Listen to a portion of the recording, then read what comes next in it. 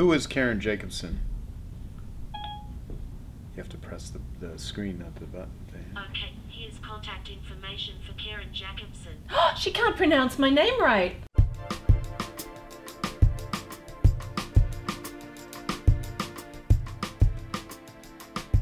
Hello, this is Joe Polish, and welcome to an interview I'm going to do with my good friend Karen Jacobson, who's awesome. She's the GPS girl. She is the Australian voice of Siri, and you've come into Tempe, Arizona for something you're doing with the National Speakers Association. And this is like, we got together for breakfast and said, let's do an interview. So this is like an off-the-cuff interview. You recalculated your schedule completely to accommodate me, and I appreciate that. Yeah, absolutely. Well, before we get going, now that you said something, I want to try out here, because you are the voice of Siri on my phone here. So let's see what happens. Hello, Siri. Do you think I'm sexy? Very much so. Wow. Love it. I like what I'm hearing here. Okay, now, so for people that don't know you, who is Karen Jacobson? What do you do? How'd you get started in all this? How'd you end up on 100 million GPSs, iPhones, all that stuff? How far will I go back? Well, I'm from a town called Mackay near Australia's Great Barrier Reef. And when I was a little girl, I was 7 years old, I saw Olivia Newton-John on television. Wow. And my life changed. That was your inspiration. My life changed. I knew what I wanted to do at 7. I knew I wanted to be a professional singer and move to America. Wow. And I had direction. Yeah. And so that was my mission. Well, you kind of accomplished that then. And I accomplished that. But I didn't expect, totally unexpected, to get an audition. And, you know, I had this client. They were looking for a native Australian female voiceover artist living in the northeast of the United States. Wow. I went to the audition, I got the job, and now my voice is in over 100 million GPS units and over 200 million iPhones, iPads, Apple products right around the world, giving people directions. Yeah, that's great. That's great. So I mean, what is the best part of it, and what's the strangest part of this? I mean, knowing that every day there's like millions of people that listen to you. The best part is that almost every day somebody will reach out to me or come up to me and want to tell me about their relationship with their GPS. Right. And they will tell me about the wonderful trips we have taken together. So they've humanized me as part of their family and part of their everyday life. And it makes sense, you know, you're on a dark road at night, alone, you're lost, and there's a voice in the GPS that that's your buddy, right? Your guidance system. So I get it, but it never fails to delight me. Yeah, well, it's I amazing. mean, could you ever think back like a decade ago and ever think that something like this would it ever have crossed your mind? No! It's so wild. So was this luck? Did you just do a lot of the right things, or did you stumble into this, or were you very strategic? Well, this was very unexpected. But when I was a little girl, I dreamed really hard that one day my voice would be in car radios. Yeah. And, you know, on the radio all over the world, and my songs would be on people's lips, and they'd be hearing my singing voice and my songs, and that I'd become just like Olivia Newton-John. So I really believe in the energy of that kind of intention, but I guess I wasn't quite specific enough. And my speaking voice has ended up in all these GPSs instead. So it's, you know, I really think that it's an amazing piece of unexpected fortune that this has happened, and I could never have imagined.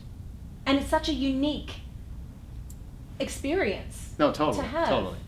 No, I mean, I wish I was on like just even, you know, maybe 20 phones all the time. Are you jealous of the power I have? Yes, I am. Actually, you yield a certain type of power. I wish I did have. No, it's awesome.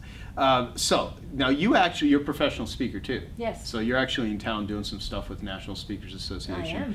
And you do a talk on how to be your very own GPS. That's exactly right. So let's talk about that. I mean, let's give the people that are watching this some specific strategies, because most of the people that listen to I Love Marketing, Genius Network interviews, you know, wherever this is going to end up, they're entrepreneurs. They're trying to, you know, make their way in the world. They live in mostly the results economy, not the time and effort economy. Right. You know, they get paid based on their results, and you know, where you go and how you get there most effectively determines your success, happiness, and everything else in life, and that's what you're teaching people how to do. So let's talk about that stuff. Well, I believe that you can recalculate at any time in life and business, just like you can when you're driving your car. So I talk a lot about recalculating, and you know, wouldn't it be great if we had a GPS for everyday life? Yes. Like something that would give us the answers, the directions, what steps to take every minute of the day. Yeah. Would you like one of those? Yeah, and it's getting closer with Siri. It is getting closer, exactly. But I really believe that each person has that. Right. And that it's a question of being able to be in tune and listen to our inner GPS, and to get through that static, that noise, that overwhelm of life that gets between us and what we really know to do, and what we really know is right for us. Okay, so no matter how lost somebody is, no matter how far down they are, you feel they can recalculate at any point in time, or is there a setup stage, or how would you look at the starting point? I like to say it's never too late to recalculate. Okay. I really do, and I believe that. Yeah. It can be the most dire of circumstances, and it's one step at a time. Yeah. You know, it's one action. You know this. It's one action at a time. Things can be not going the way you want them to. You could be frustrated. You could be upset. You can just not feel like it. And as entrepreneurs, I have all of those experiences in a 24-hour period. But what are you going to do with that? Are you going to write the day off? Are you going to write the month off or the year off? Or are you going to recalculate? It's an opportunity to have a do-over, to begin again, to refocus. So I love to teach people how to recalculate in the moment on a daily basis for those little moments of recalculating as well as major life recalculations. Well, okay, so I love this analogy. I mean, what a great way as a starting point, because every person that's watching this probably has some area where there's messes and they would love just to start over. Yeah. They would love to just, okay, where do we go from here? And so making that course correction, you know, what are some of the obstacles that stand in the way of people either recalculating, using your words, or even believing that they can? I think, well, I have the 5 directions for recalculating. Okay, so let's go through those. Let's go through the 5 steps. So the first one is to notice that you're off route. To simply notice, to be aware, to be paying attention enough that you get that, hang on, this isn't going the way I want it to go. Because sometimes, you know, we've all had experiences where we're just kind of going through the motions, and there's a voice in the back of the head saying, hang on, this is not right. And we ignore it. And it's being able to hear that, pay attention to that, notice that, and go through the process of recalculating then, rather than letting things go too far off track. Right. You know? So noticing that you're off route is the number 1. Yeah, just awareness. Direction. Just number 1, noticing. Yeah. Okay, I'm off route. Now what? Number 2 is to be willing to change direction. And I say that this is the most difficult one. You know, being willing. Yeah. Because you can know that you're off route for years. And you can know even what there is to do. But if you're not willing to take different actions, if you're not willing to change direction or to make a change, forget it. So where does willingness come from? It's a choice. Do you think it's a choice that's forced upon us sometimes from too much pain, or is it normally, you know, because I wonder how many people willingly become willing. That's a really great question. Yeah. I think that it can happen in 2 ways. It can be circumstances become such that it is too painful to continue down that road, and it's actually slightly less painful. It seems slightly less painful to become willing to make a change. Yeah. Or you're out of gas and then you have to walk, because you better be willing to walk or just sit there and... That's right. That's great. That's right. But it's all that's a choice. Yeah. Being willing to make a change, being willing to change direction. And also sometimes we will think we're headed somewhere. Like my whole life was music. Yeah. I'm a singer and songwriter by trade. That's all I ever wanted to do. It was my first love, and I recorded 8 albums on my own label, and I toured with, in fact, that's the first time I was in Phoenix was in the opening band for the Cyndi Lauper tour across America, and I sung the national anthem at Giant Stadium to 80,000 people, and Dodger Stadium, and Fenway Park, and Madison Square Garden, and all of these places, like, had all these great things happen in my music career. And then I get this voiceover job, and my voice ends up in hundreds of millions of devices around the world, and I'm like, but hang on, I'm a singer-songwriter. Right. So number 3 is to clarify your destination. Clarify your destination, okay. Like, are you headed where you thought you were headed, where you wanted to be headed, or has new information come in, have new experiences happen in your life or in your business that you really need to clarify that destination, and maybe it's changed. And for me, that's what happened. You know, I had my voice in the GPS. I've got people coming up to me, so connected to me, delighted to meet me, entertained by it. There's so much fun around it. So I took a look in clarifying my destination. I'm like, I set out to be just like Olivia Newton-John, but if I zoom out to the satellite view, there's something bigger for me now. Right. There's a bigger impact I can make, and in different ways that I hadn't expected to be a part of things. You know, what's great just listening to you too is just how good you are at parlaying opportunities that present themselves and then turn them into something even greater. Yeah. Well, thank you. Coming from Joe Polish, I love that. Thank you. But it took me a while to see it. And when I put together, hang on a minute, I've got this lifelong love of personal development and directions in life and in business. And here I am giving directions in the car. Let's marry them. And I could see that there was a brand to be developed. And I was a bit scared of that, because it was like, me, little old me? I'm just a little girl from the other side of the world, from a town in the middle of nowhere. Yeah. Who am I to tell people how to live their life or what direction to be headed? But like all of us, we've all had experiences, and we all have information, and we can all make the journey just a little bit easier for somebody else. And we all have information that can impact people's lives. So that was a real process for me to get past that and to be okay with that. And well, let me stop you for just a second, because there's so many people, they do have that voice that I'm not good enough, I'm not qualified, I can't do it. They're waiting for someone to give them approval. You know, I have a piece of art on my wall from Hugh MacLeod that says, you know, the best way to get approval is to not need it. And you know, a lot of people actually think someone has to grant them permission to do stuff. Right. And there's some situations where maybe that might be something to look at. I can't think of much for myself. You know, void of, as long as it's legal, moral, and ethical. I mean, do whatever the heck you can do, want to do, as long as it creates value for other people. I mean, go for it. But there's a lot of people that just get stopped by that. What advice do you have for them in the process of, you know, in clarifying your destination, wanting to go there when it says, well, I'm not good enough or whatever? How did you come to grips with that? Oh my God! Well, I've dealt with chronic anxiety my whole life, and so when I was a little girl, I would be coming up to a performance, like a concert or a piano exam or a singing competition, and my abdominal pains were so extreme that I would have to be home from school for a week at a time. Wow. That's how bad it was. And I would be sent for every medical test that they had invented at that time. And after every round of tests, the doctor would go out to my parents and he would say, your daughter, there is absolutely nothing wrong with your daughter. It's just nerves.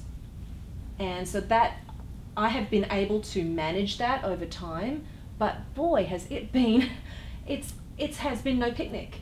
Right. You know, right. And it's really only in the last, after I moved to New York 13 years ago, was when I really started to get that fully handled. Yeah.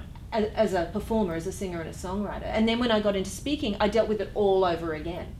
And so you want some tips on how to handle that? Oh, absolutely. You know, by saying that too, when I first started public speaking, just scared to death. Right. I mean, it was just nerve-wracking. And I remember the very first time I spoke, I was sweating profusely, and it never stopped. People are like, oh, after the first 5 minutes you get, I mean, I was like, I was so anxiety-ridden the entire time.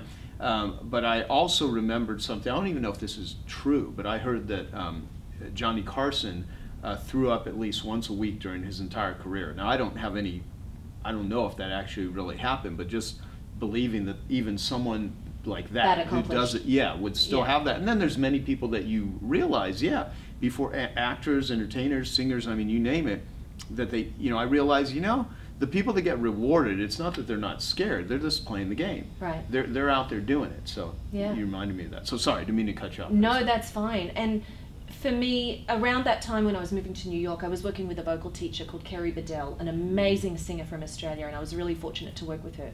And I learned at that time that 50 rehearsals equal one performance in value. So I knew I needed to overcome this problem. Like if I was going to move to New York, which I did at the age of 31, I needed to handle this once and for all, because here I am moving to big bad New York City on my own at 31 with a suitcase and a dream and knowing no one, you know, virtually nobody. And I wanted this big performing career. So I set about performing anytime, any place, for money, for no money, put me on as, you know, a guest over here, let me do a song, a cameo, you know, a whole concert. And I got it handled. That's awesome. I desensitized or demystified that process so that I was always, and this is my big tip, always be performance ready. Yeah. Always. Yeah. So that somebody can call you and say, get up on stage, we need you to say a few words to this group. Can you please do this, you know, honor this person at a family gathering, whatever it is. Right. But always be performance ready, and that way that goes away.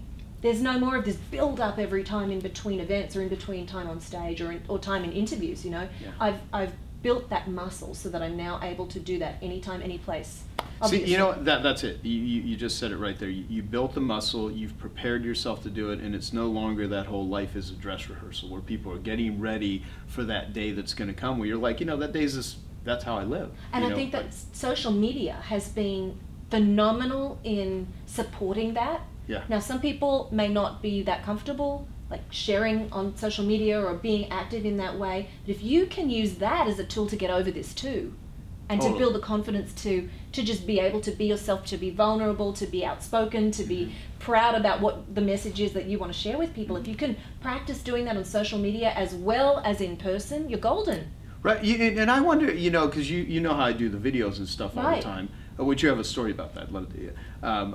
I don't know if it's just because I have poor boundaries and I'm a little delusional or just a little nutty or just the fact that I see this is an opportunity to say something and get it out to people, and boom, you know, if I overthink it, I'm not going to do it. Right. So whenever you know, the more spontaneous that I can be, I just do it.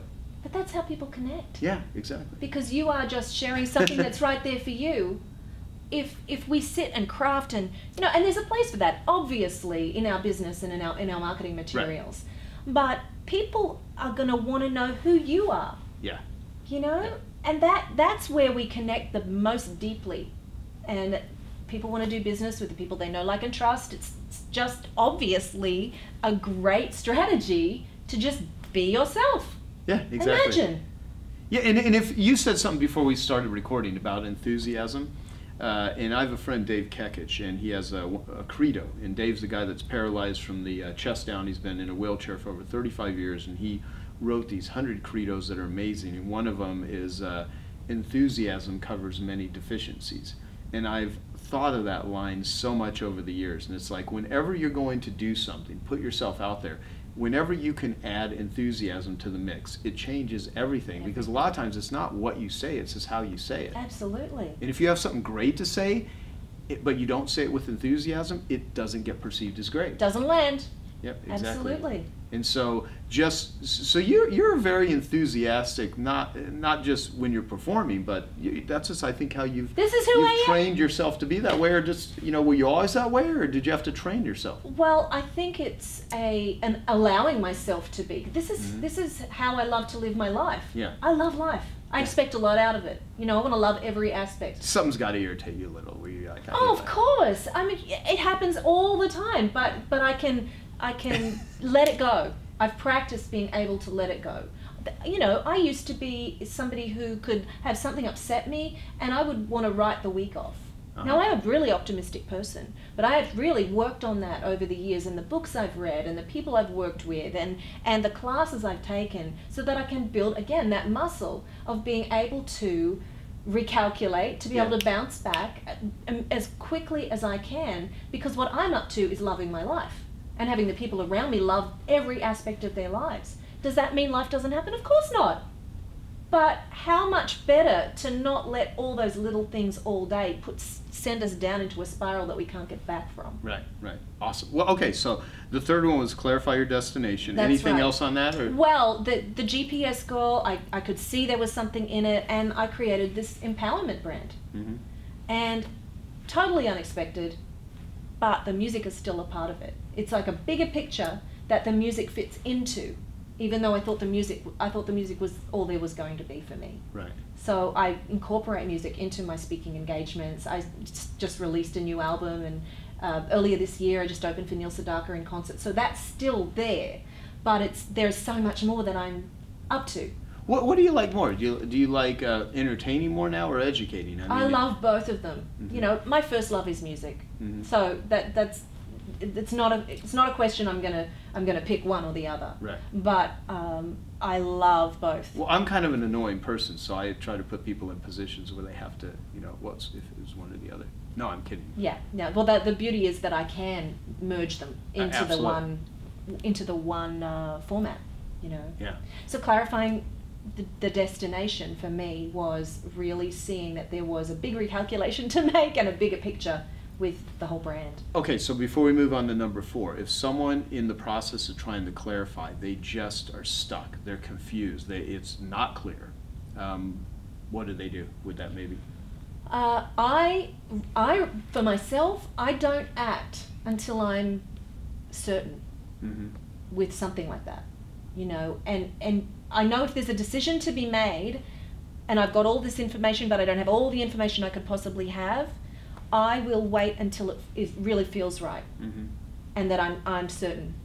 Now there are times when it's a better idea, it works better is more convenient to just choose and proceed and then course correct and proceed. Right. But for something really big, I want to know. Okay, no, my inner GPS is telling me this is it. Yeah.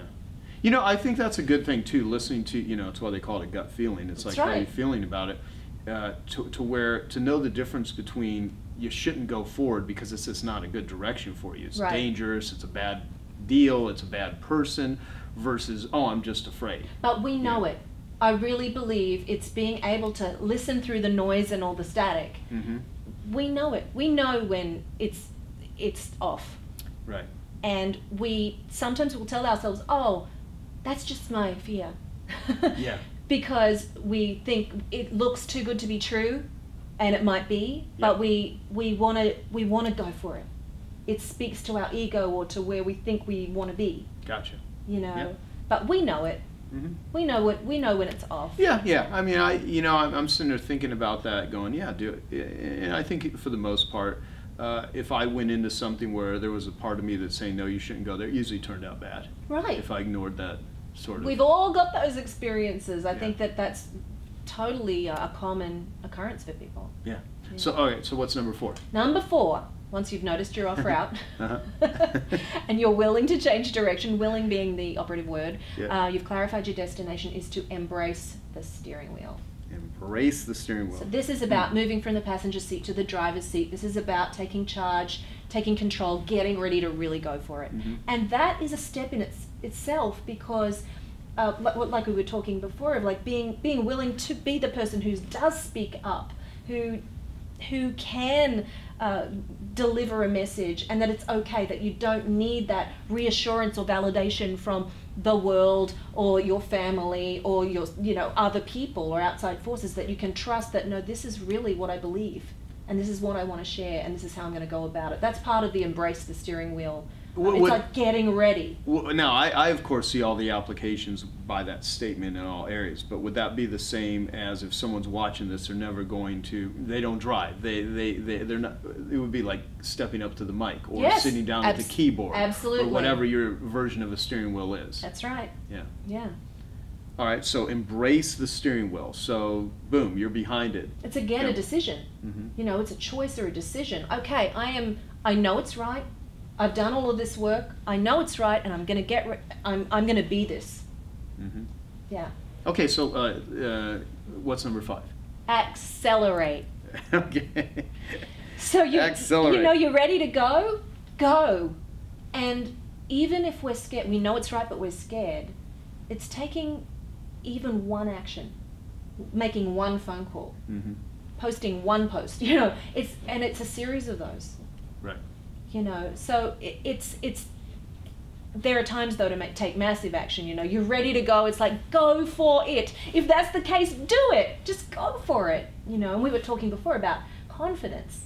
Yeah. And this is that piece of, okay, I know this is right for me. I don't really know how to do it. I've got no idea if it's going to be the right way, but I'm going to forge ahead confidently. Right. Right. You know? I like it. And you learn along the way. And guess what? You're not married to that. You can recalculate any time. And that's the beauty Well, you know, of that. see, that is the thing too. It's one of those, if all else is not working in the direction you want to go, recalculate. Well, hello. Yeah. It's great. It's a cycle. Exactly.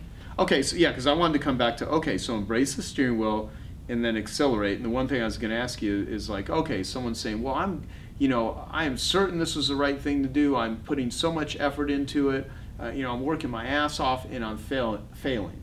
I would see that with a lot of business owners, especially when I first started teaching marketing to carpet cleaners. That was the very first industry, because I used to be one. I learned marketing because I was a dead broke carpet cleaner living off credit cards, and I had to, and I put everything I could into the business, but it wasn't working. So, one thing was missing. I was going in all these directions that were getting me completely lost and further in debt, and things weren't working in spite of following advice that was being dispensed by other people that didn't know what the heck they were talking about. And I realized back then that the most expensive information is bad information, even if it's free.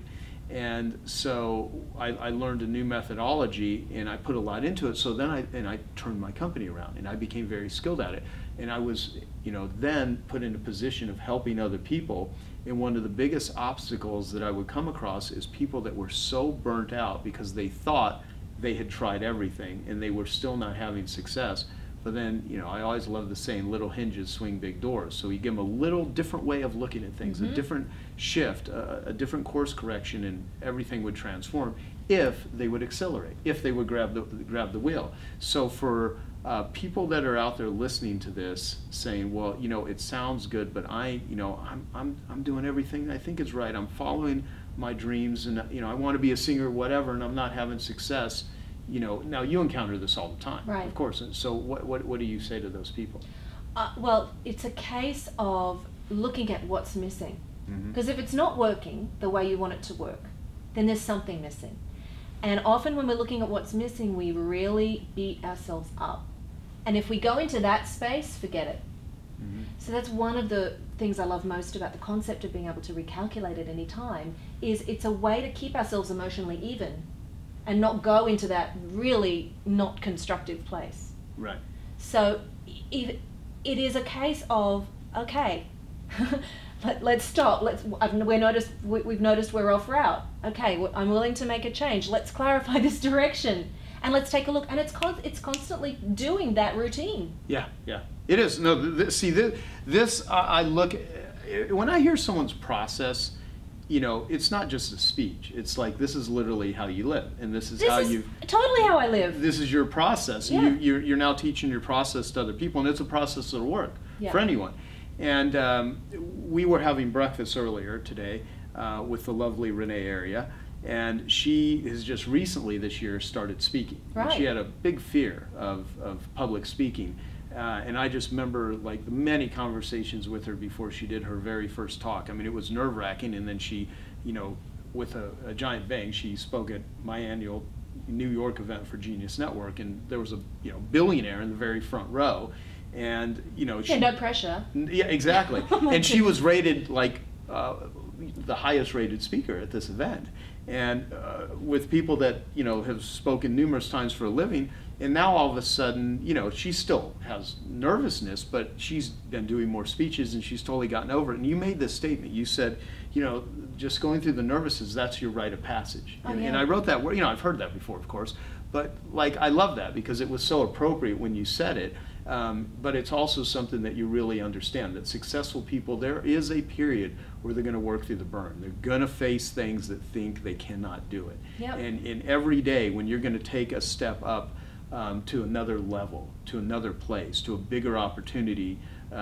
There's the things you have to do physically and mentally. And I think the biggest, roadblock is the mental stuff. That's exactly what I was about to say. You finished my sentence because that I wanted to say, or I was going to finish your sentence, which is that is the number one roadblock. People talk about, okay, clarifying your destination. And I'm like, that's the number one roadblock. If things aren't working, and I see that in myself. Yeah. And I deal with that all the time. I'm always looking at the next level, how I can be my best and upgrade to world class. That's what I'm all about. But if it is the negative thinking, And it's so simple, but it's so true. If you think you can, you can. Right. You know, it's... It is. It's the Henry Ford thing. If you right. think you can or you exactly. can't, you're right. And if you think you're going to have a struggle, well, guess what? Yeah. Strap in for the struggle. Right. You know, and that sounds so simplistic, but I guess I wanted to say it because it's true. And then it's like, okay, well, where is my resistance? What can I let go of? Can I really allow myself to believe this is possible for me? Right. And I think we all deal with that at different stages, and I don't feel like I have that handled. I'm fighting the good fight every day like everyone else. Yeah. Well, see, you know, that's the big secret. You know, when we've both hung around many how-to people, book authors, people in the personal development industry. I mean, a lot of people are actually of this belief that you somehow arrive in everything. I mean, that's never going to happen. You're always, and as soon as you climb one mountain, guess what? If you're an achievement-minded individual, you're looking at the next one. That's right. And one of the things that I really have to practice is allowing myself to enjoy when I do have something that is a success or an accomplishment, because I'm really quick to go, oh, that's not good enough. My not good enough is like on repeat. Right, you know, right. on loudspeaker, and I've really worked to diminish that, but it still comes up. Yeah, especially when I have a great success. Yeah. Oh, that was great, except, like, you know, my voice is in all the GPSs, but I haven't sold millions of records. Right, right. You know, I really have to talk myself down from that. Yeah. It's, well, so, you know, so it is. It's a push and pull. Right. But you know, but the fact is that, you know, when you're in the game doing it, that is a heck of a lot better position to be in than an observer, because that's what most of the world is. That's right. You know, there's very few people that are out there doing the thing, but there's, you know, a lot of people watching it, criticizing it, but the people that are doing it, you know, those are the ones that deserve it. So that being said, so for people that have heard this, if they want to go deeper with this, if they want to, I want you to give out your website, any recommendations, stuff of yours they should read. If someone wants to hire you to speak, where do they find you? They find me at thegpsgirl.com. I'm very easy to find. I'm there. I'm on Facebook. I love connecting with people. I want to hear their GPS stories. I want to know the name that you call your GPS, other than Karen, or the words that we really, I don't want to say in the right. Oh, that's so funny. I was trying to get like Karen to cuss and be profane. It's really not part of it. It's not going to happen today, no. Yeah. But yeah, I love what, you know, I'm on Twitter at the GPS Girl, and people can connect. I would love that. And, you know, I have a book, The GPS Girl's Roadmap for Your Future, and we're heading into the beginning of the year, and I think every quarter is a good time to like really take a look across 7 areas of life. Where am I? Where am I headed? What direction do I want to go? I'm very goal oriented, and it's not only just to have goals on a piece of paper, but who do I have to become?